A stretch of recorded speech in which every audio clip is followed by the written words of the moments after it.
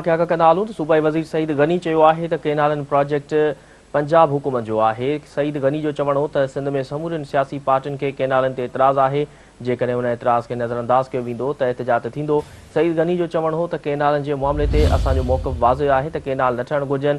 हुन चयो त शहजील मेमण चई चुको आहे त केनालनि जे मामले ते ॻाल्हियुनि लाइ तयारु आहियूं।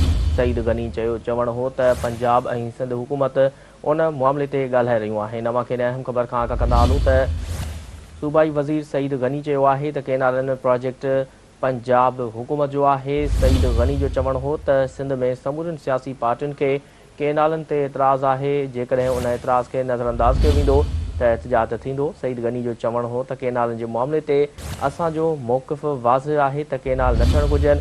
उन चयो त शहजील मेमण चई चुको आहे त केनालनि जे मामले ते ॻाल्हियुनि लाइ तयारु आहियूं। सईद गनी जो चवणु हो त पंजाब ऐं सिंध हुकूमत उन मामले ते ॻाल्हियूं करे रहियूं आहिनि।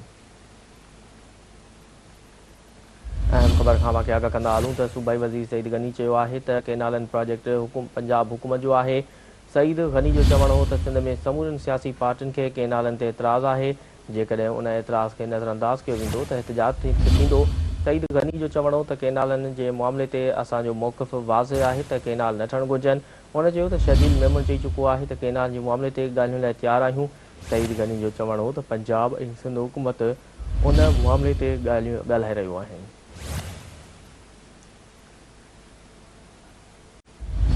अमा क्या कंदा हलूं त सूबाई वज़ीर सईद गनी चयो आहे त केनाल प्रोजेक्ट पंजाब हुकूमत जो आहे। सईद गनी जो चवणु हो त सिंध में समूरनि सियासी पार्टियुनि खे केनालनि ते एतराज़ आहे।